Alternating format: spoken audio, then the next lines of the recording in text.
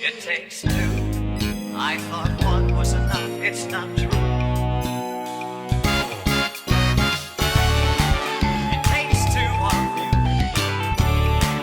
Just the two of us. It takes two. All right. Welcome to It Takes Two, a podcast from the Village Conservatory for Music Theatre. For those of you who don't know, on It Takes Two, we sit down with emerging artist and professional artist pairs from across Canada who have been working together over the course of 4 weeks on a mentorship process. At the end of those 4 weeks, they present a wonderful piece of something that they worked on together. I'm your host for today, Daphne Finlayson, and joining me today are Jillian Willems and Sam Hutchings. Hi, woohoo! So thrilled to be here, to be back at the place where I basically live, the Village Conservatory podcast page. And this season, we are also so grateful to be sponsored by the Crescent Arts Centre and gratefully acknowledge the support of the Canada Council for the Arts in making this podcast possible. Yay, thank you. Woo-hoo. So to start off with, Sam, Jill, tell us a little bit about yourselves. Sam, I'd like you to go first. Okay, I will. I'm Sam. And yeah, I'm a theater artist who fell in love with theater through dance, like many people in our community. So I grew up a dancer and through that fell in love with musical theater and pursued training in that field. And now I'm starting to think about, transitioning to the creative side of that world and explore my abilities as a choreographer and as a creator in that way. I love to perform and I love to dance, but I really wanted to start building those muscles of putting those things on other artists. I love movement, and dance is taking me into some other areas as well in my practice, but this is my first love. You had such a beautiful answer. I'm like, hi, I'm Jillian. You've probably heard my voice if you've listened to Monkeys and Playbills, which is a show that I co-host with Paul DeGers. So I started out with a passion for musical theater films, I guess would be where the love of it began. And then I started to sing. So I actually approached the art form through the singing side of things. And then it was later where I sort of discovered that I could marry my passion for movement and music and acting all together in the art form. I didn't have a sort of like traditional dance background. And so the beautiful thing coming together with Sam is that it felt like she had that. And so the exchange of information and energy was actually super useful both ways because she had a perspective that I just like don't have at all. And it was wonderful to hear from her and to learn from her through this process as well. Amazing. So that kind of leads into my next question. So for those of you who don't know, as we were trying to find emerging artists to be part of this process, we got to sit down with them and interview them about, who they wanted to work with. And Sam, you pretty much said just Jillian Willems. Jill or bust, that's the only person that you want to work with. So kind of talk me through why that was. For a plethora of reasons. Oh, that was a good word. Well done. Keep that in. I chose Jill because, as she mentioned, she has this beautiful understanding and love for the art form. And like listening to you on Monkeys and Playbills, you're like an encyclopedia of information when it comes to musical theater. And not only that, having worked with you before and seeing how you work with other artists in the room as a director and choreographer, I just really admire your approach working with people, but also in the product that you create. And I just want to mirror that in my practice. But I really, really wanted like a lesson in musical theater history. We've talked about your developing dance history, musical theater history 101 with Jillian Willems will be a course offered. So I wanted to be the guinea pig for that. Yes. But yeah, just really soak in that information that you have of like knowing all of these people and shows that made their mark and paved the way to like the impact that we are seeing in contemporary musical theater as well. So then Jill, kind of same question. Why Sam? I was really flattered to be thought of in this way. So thank you for all of those kind words. I think because I still feel like a small baby child in the arts, I sort of am confused a little is my like initial reaction when someone's like, I would love to learn from you, because I haven't reached a point in my life or career where I felt like I needed to talk about my own process as a way of reflecting on it. So it was actually scary to be approached, because I'm going, oh no, what am I going to say? Is anything that I say going to have value? Like, spoiler alert, yeah, because like that's how we all coexist with, sharing what we know. But I just was like a little bit nervous about it. And then as soon as we had our first get together where we talked about what your goals were, Sam, for this project, it just sort of like opened it up for me, where I was like, oh, you came to me specifically because of something we had shared in the past, which was this like mutual love of the history of movement in musicals and how it informs what we do today. So it was really, I was all the feels. Which is so interesting, because like I remember during one of my first mentorship experiences, my mentor asked me, so if you had the chance to mentor somebody, what would you do? And I was like, I am not ready for that. What are you talking about? I am a wee babe swaddled in the burdens of youth. How will I know when I'm ready to mentor someone? Yeah, I'll let you know. Once we were doing it, it felt very natural. I don't know if you had the same feeling, but it just felt like our styles of not only teaching but receiving information are quite similar. Totally, yeah. Yeah, so it did really fall into a nice collaborative dance, if you will. Whoa, that was good. Thank you so much. So Sam, what kind of were your goals for this project?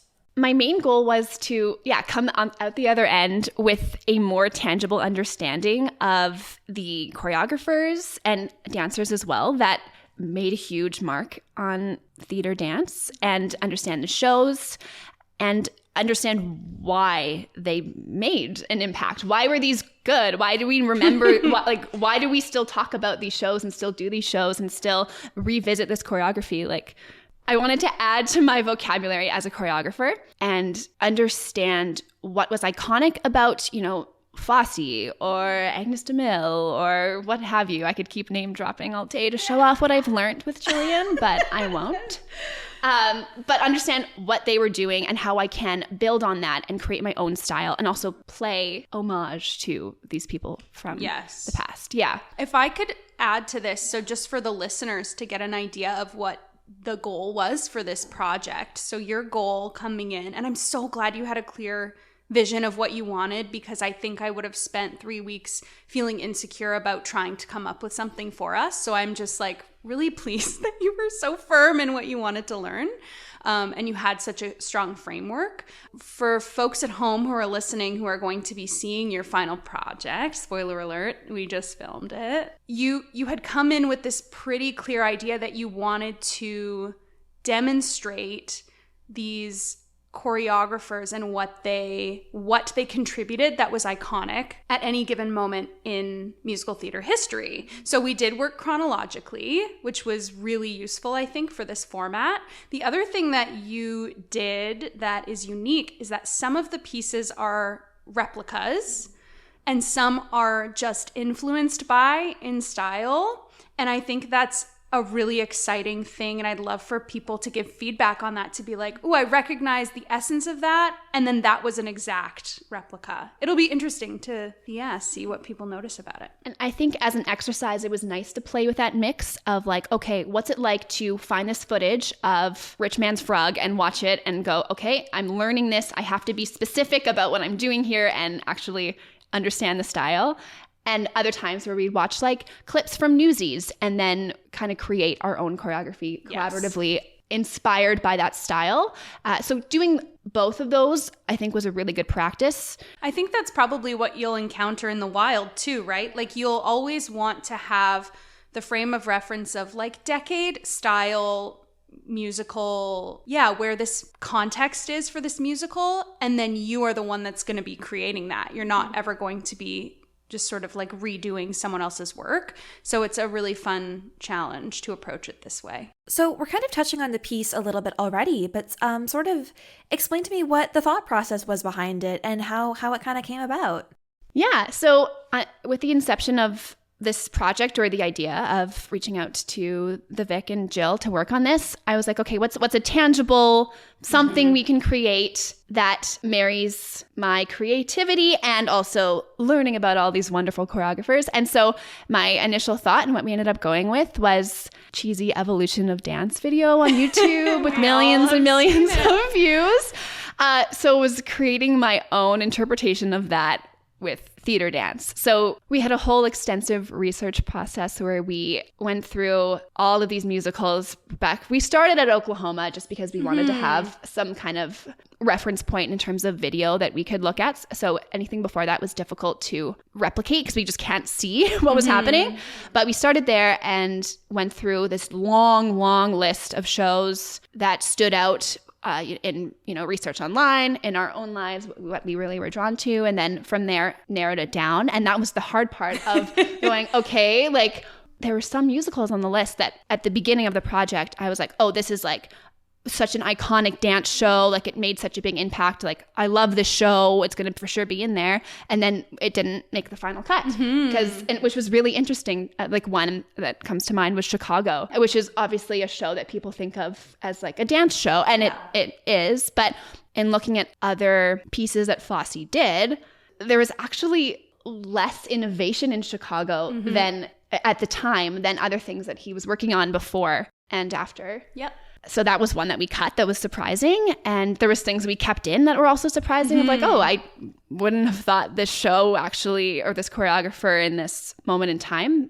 was doing something totally out of the blue or totally new, but they were. Like even with the style of something from, we did The Wiz, it's a style that looks so familiar today. Yes. But at the time wasn't really what we were seeing. There were some really delightful surprises as far as like, when we looked at the piece as a whole from beginning to end, we wanted to connect the dots so that people receiving it could be like, oh, I didn't realize this was right before this, and that makes sense why it would be influenced by. And then also with the lens of today, of course, because we're always looking at things through our 2022 lens. I was just pleasantly surprised by some of the things we could include. And yes, very surprised when Chicago didn't make it. But I think it was the right choice. Controversial. Fight me. No, I'm just kidding. So as you're looking back on these pieces of musical theater history, what were some of the trends that you noticed, or what kind of made a dance or style of choreography particularly iconic? That was actually probably what was the guiding light for the structure as a whole. If we're starting with Agnes DeMille and Oklahoma, through our lens today, we look at it and we're like, oh, it's just like ballet. But actually at the time, it was considered modern dance, which we were not seeing yet. We weren't seeing people dancing the feelings of the others on stage. So it was iconic in its way. But to look at it now, you're sort of like, oh, it's like a beautiful, flowy, orchestrated piece with arms and jumps. Well, yeah, if we're going to talk about Oklahoma, and the way that's how we start the piece is with the dream ballet sequence, it was interesting because the last piece that we found, and the last piece that we included, was from Jagged Little Pill, of all things. Of all things. The dance musical, obviously. Sorry, Chicago, step aside. In this modern show, we found an example that mirrored what was happening in Oklahoma, which was like this dream ballet idea where a dancer was interpreting the story of this actor in this song. So it was really cool. There was actually a lot of moments. It was really cool to see the repetition and things that were happening as recent as a couple years ago that are still influenced by what was happening back in the golden age. I have to say that was a huge surprise because I wasn't expecting to find such a full circle moment through this process. I think I was anticipating that the answer would be, oh, we just keep going and making up new things and piggybacking on the things that came before, and it'll always be new. It is still new, but it's not, if that makes sense. It was kind of like a beautiful discovery of this. Yeah, we had to be really concise because we were trying to do very short snippets of each musical, each song that we were doing. So that was a challenge of like, okay, how do we tell us this story or show this character in like 2 counts of 8 or 10 seconds? sometimes when we were creating our own interpretation instead of taking the choreography as it was done initially, that would usually be our starting point of, okay, where are we at in the story and what's happening to this person? Where are we feeling this in our bodies? And I think that's how we approached pretty much every time we were creating on our own, was trying to go from that story place first. Like, where are we in space and time? Because that will inform us as, in terms of style, where we should be landing. And so it was interesting to have to almost do different processes for different parts of the piece. And I think that echoes a little bit of what it's like in the room, because everyone has such a different way of communicating when you're working on a show. And so being able to have different reference points and different ways of communication, or different ways of communicating the same idea, so that everyone can receive that information and make it make sense for them. I think that was pretty cool about the process that I also hadn't really thought of until you asked this question. So thank you again, forcing me to talk about my process. Did you find that you kind of learned more about what your process was? Like, do you think you're able to like vocalize that now? Ooh, no. I think I've just had to reflect on it more, and I'm going to work on a 1-sentence pitch for myself moving forward. But it is almost always about story for me. I think it just cemented that. Yeah, that's always one of the hardest things for me on like a grant application. They're always like, write an artistic statement. And I'm like, I like theater. I don't know. Exactly. It's fun. Yeah. How about you, Sam? Did you feel you were kind of able to work through what your process is like as a dancer, as a mover, as a choreographer? I think I worked through a lot of options as to what I can put in my little dancer choreographer toolbox and pull from. I definitely cannot put into 1 sentence what my process is. That's really freaking hard. But it was a really nice reminder working with Jill when we were creating stuff together, and even having just conversations about, I definitely went, so Jill, what's your process as a choreographer too? Tell me in 1 sentence. But talking through that together inspired me when I was creating for other things throughout the course of these 4 weeks. I would stop if I was just creating from a place of nothingness and like product oriented. I have to teach this combination, like, hurry up, get this done. And going, okay, what would happen if I just listen to the music and go, where am I? What's happening? Who is this person? And maybe that would even make it easier to churn out this choreography. Looking at it from that perspective, from that story perspective, made it more enjoyable and easier and fun. And that's a place I always love to work from. But sometimes, as you know, a working artist, if you're teaching or choreographing and you have to create, sometimes it doesn't come from that fun, joyful place, because you have to do it and you have to be prepared for these other people. So this process was a really nice way to just connect to that joy in creating and enjoying movement again. So thanks, Jill. Thank you. I think you hit the nail on the head. A lot of times I've talked to, various artists about this part of our work where it starts to feel like work or like a job, where you notice that the work you're doing is almost just by rote. You're doing it just to get it done because you have this deadline or whatever.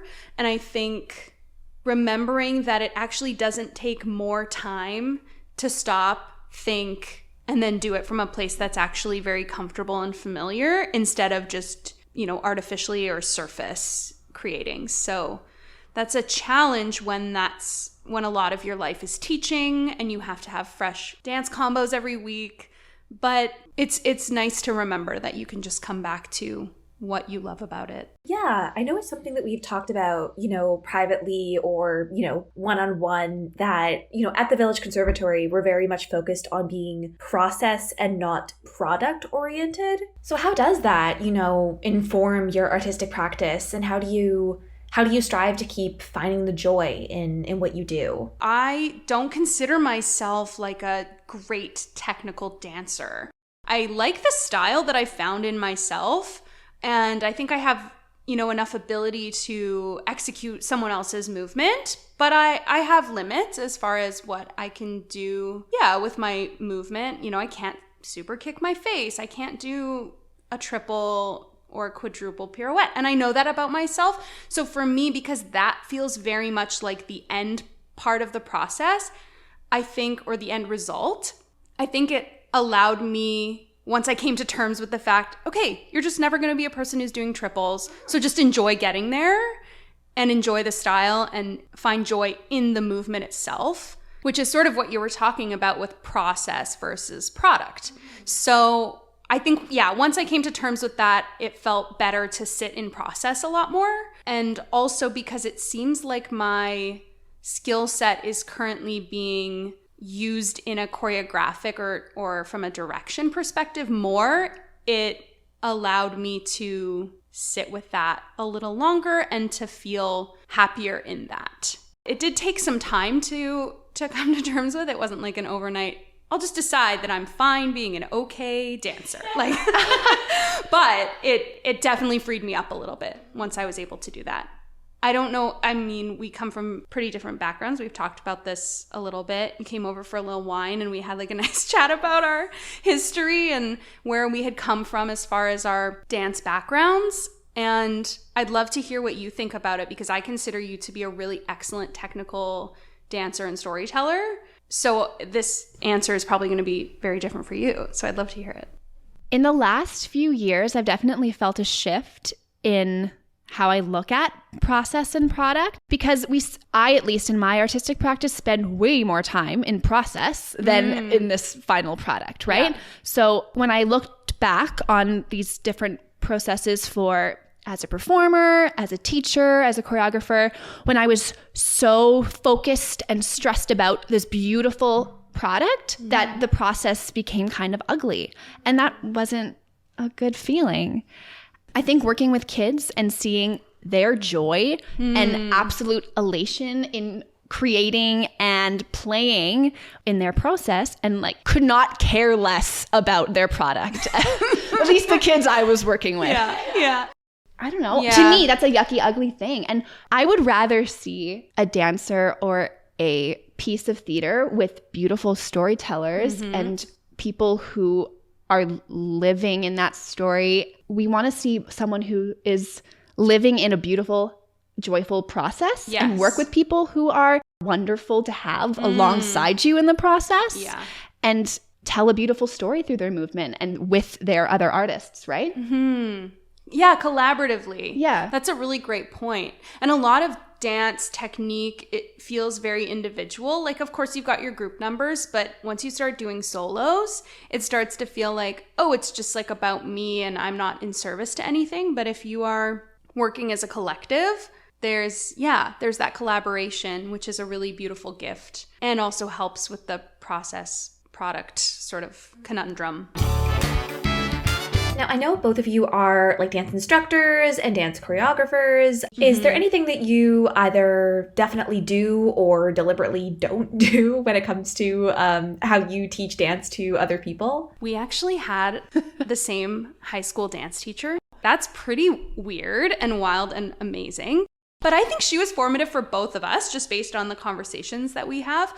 She gave us a lot of creative freedom. We had opportunities to self-choreograph. And then even after I had graduated, she had allowed me to come back into the school and teach the other kids. I'm so glad she saw that in me before I saw that in myself, because she prepared me in a way that I don't think I would have gotten that ball rolling as quickly as I did. Growing up as a studio dancer for years and years and years, I went to high school and had the wonderful, amazing, can't sing her praises enough, Kristen Downey, Mrs. Downey, as Jillian would call her, who exactly opened that door to finding what it's like to have this beautiful process as a choreographer and really pulled the creative side and really pulled my creativity out of me, which sounds like she did for Jill as well. And I'm sure so many other students. And she was such a formative person in my life as an artist. And teachers, man. You were taught by Brenda too. Yes. For me, she introduced me to the marriage of movement and text and song and everything. So that was really useful. I feel like it's like a rite of passage in this city. Truly, it truly is. Yeah. And Brenda did give me a lot of teaching opportunities too as a young adult, which was very useful. So again, people seeing something in you before you notice it in yourself is really special. And I wish I could see them all more often and thank them more often, because it's true. It really made all the difference. Absolutely. So I know you mentioned that you had wine nights. Yeah. So what else has this mentorship looked like for you folks over the last 4 weeks? We started with meetings about talking through what we envisioned for this project. And that was kind of our starting point. And then through meetings with that, we went through the list together. Jillian very kindly lent me her beautiful, thick musical theater. What's it called? It's like a tome, but it has, I think the longest running shows is what it includes, but it also includes little factoids about other shows. But that was helpful in terms of deciding on the list of influential things, I think. You had already come in with a pretty good list as well. But it was nice to go through that together and do the narrowing down together and the picking it apart, because that was the difficult part of finding those grains of like, why do we need to look at this one and why not this one? And so going through that process together, and moved into choreography sessions together. When we were doing the choreography, we did start by asking ourselves, okay, is this one that we feel we should honor by doing it exactly as it exists? Or is this one that we should use to influence our version of it or Sam's version of it? And so we were able to, as we were creating each section, to decide which direction we wanted to go in.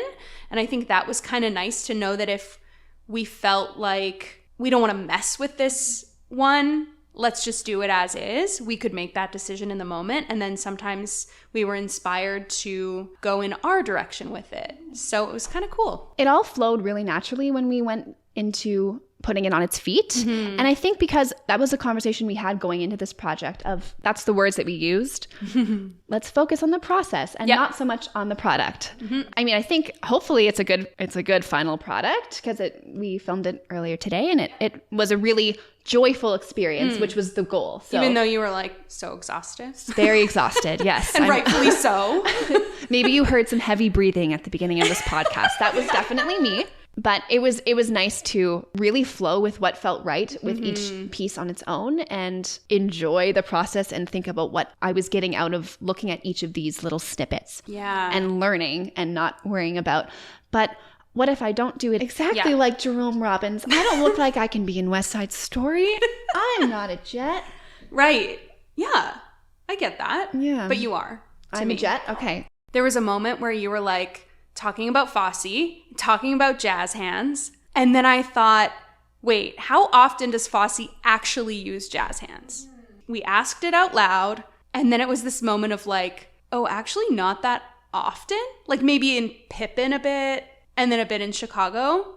But Fosse is synonymous with jazz hands, but actually didn't do it that often. So it was just like little moments of discovery like that were so satisfying, where I was like, ooh, maybe I should do a little more research myself. Like just, it was cool to have those light bulb moments. And in between all of that work on the project itself, that was definitely the focus of our weeks together. And through that, we learned a lot about, both of each other's processes and how we work. But we also did have some conversations of, I would ask Jill, where do you start with different pieces? And because when you're approaching a musical, if you are the director, you have a script, right? If you're the music director, you have a score. If you're a choreographer, you have those things to inform your work. But I don't know, doesn't it feel a little more like a blank slate sometimes? And talked about a starting point of where to jump off from to inform, and of course with shows that have these giant canons of having been done over and over and over, you can refer to that source material should you choose to. Yeah, like how do you start something completely fresh? I think it forced me to talk about that out loud, and especially as I'm entering into a new season of shows and having to create movement. It was actually very useful to say it out loud and to go, oh, this is actually where I start. And usually where I start, spoiler alert, it's the score. I start with the score. Personally, that's my favorite place. And I listen really hard to the orchestrations.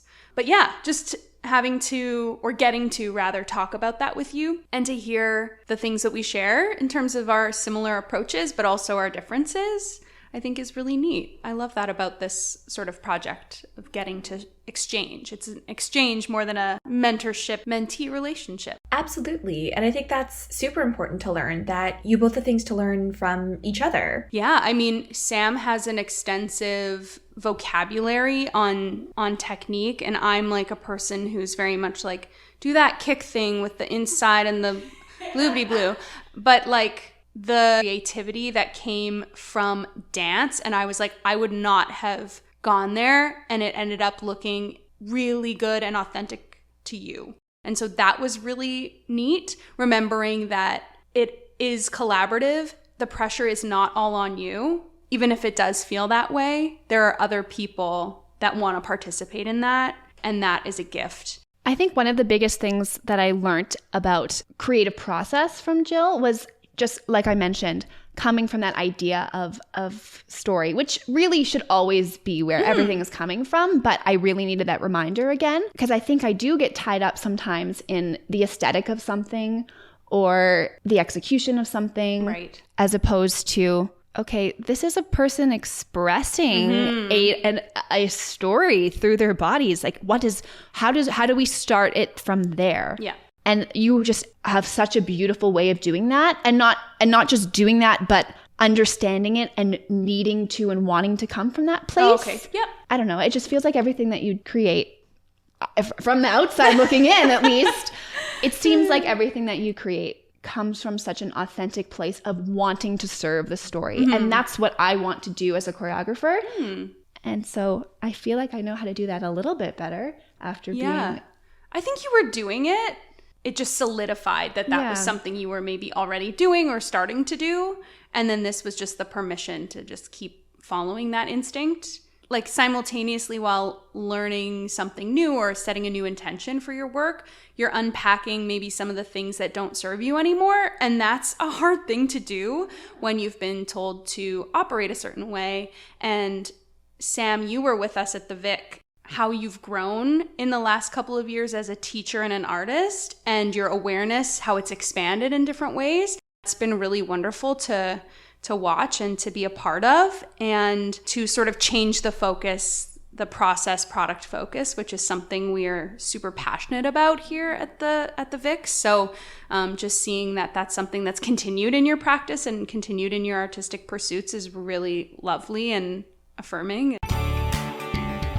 So we call this project It Takes Two, and one of the things we talked a little bit about with Kevin and Jacob last time was this importance of representation and being able to see yourselves in your theater elders, as it were.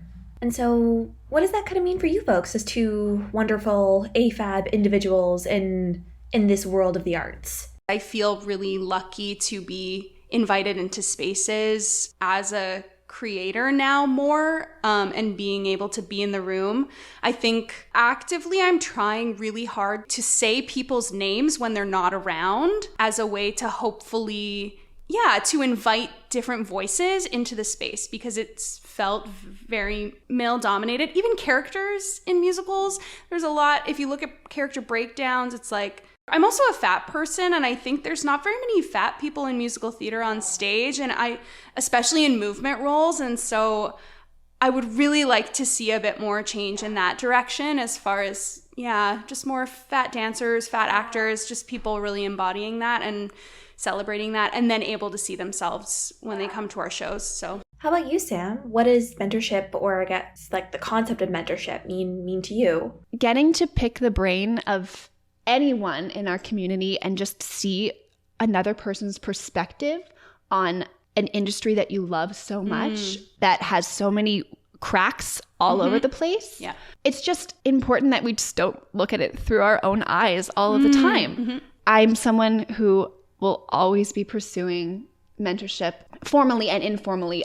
I mean, a conversation maybe isn't a mentorship. No, I think you're right. Though. Yeah. I think you're onto something. Peeking into the brain of a professional person who has a completely different perspective from you, or, you know, an adjacent perspective that like I would say we have maybe adjacent perspectives I of would agree. the industry, Yeah. but, you know, seeing the intersections where it's different for us. And that if you're going to be someone in the room who's behind the table, who's a part of facilitating a beautiful creative process for other artists, I think it's really important that you have looked into the experience of other people who aren't yourself or don't have the same identity as you. So thank you, Jill, for letting me peek into your brain. Oh my gosh, happy to. That was And fun. if you're listening, maybe one day I will peek into yours as well. That sounds very Going ominous. around knocking. I know it's really one of those really important things. Like, I know when I was coming up, it was really important to be like, you know, we're not competing against each other. There's no secrets. There's no tricks. It's just, I would love to sit down with you and learn how I can, you know, be you when I grow up. Yes, yeah, absolutely. Well, I was actually reflecting on this a lot when we were talking, and especially when I was approached to participate in this as a mentor. Like, again, I still feel like a baby child. Like, I still struggle with that imposter syndrome of like, do I actually have anything to say that's going to be useful?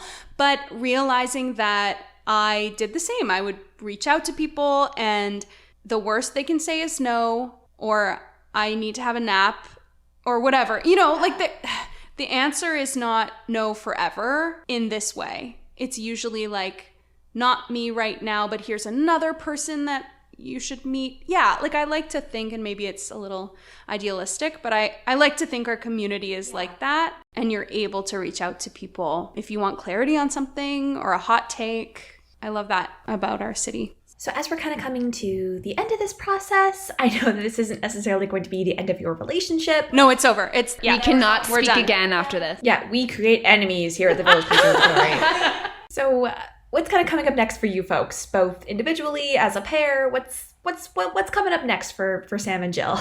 Continuing to be a teacher and choreographer in the capacity of, you know, weekly classes and stuff with the studios I work at, but also heading into my first project as a choreographer for a show. Yay! Like a full-on musical, which is really exciting.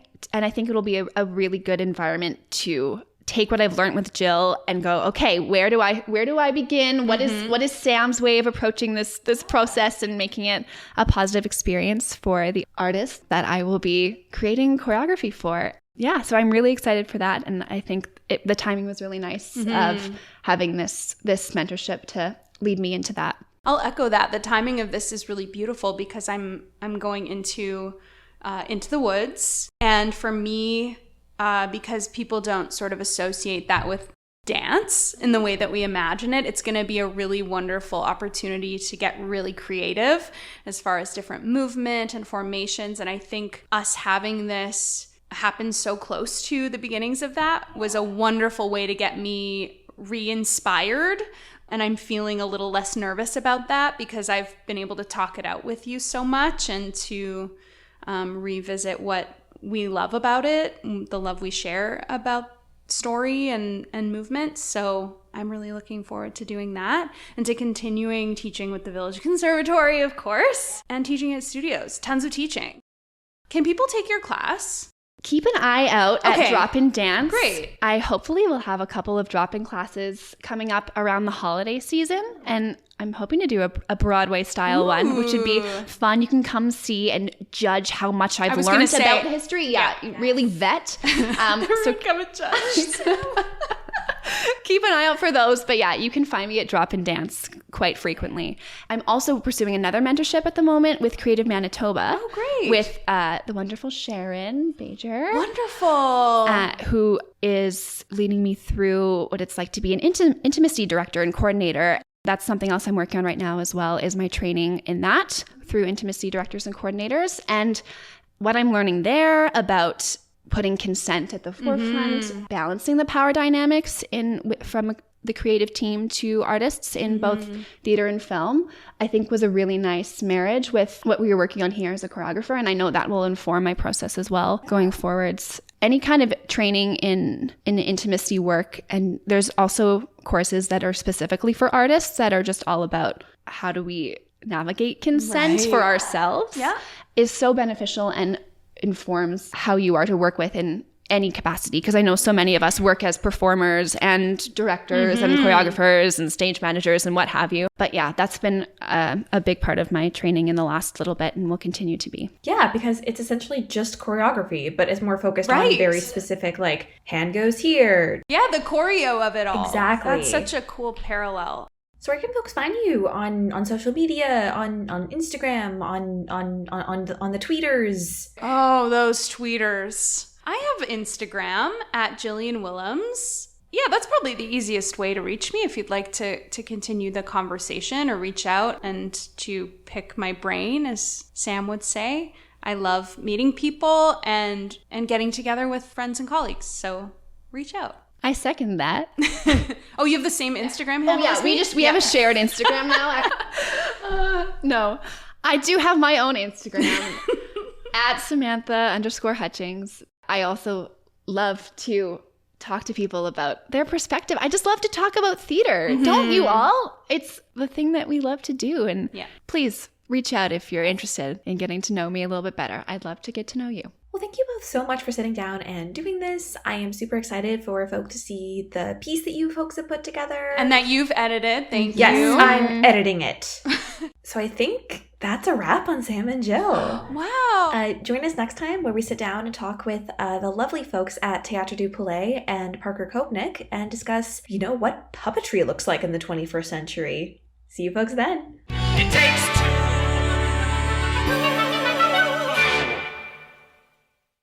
Thank you so much for listening to this episode of It Takes Two. Today's special guests were Jillian Willems and Samantha Hutchings, and this episode was hosted by yours truly, Daphne Finlayson, your friendly neighborhood producer and editor.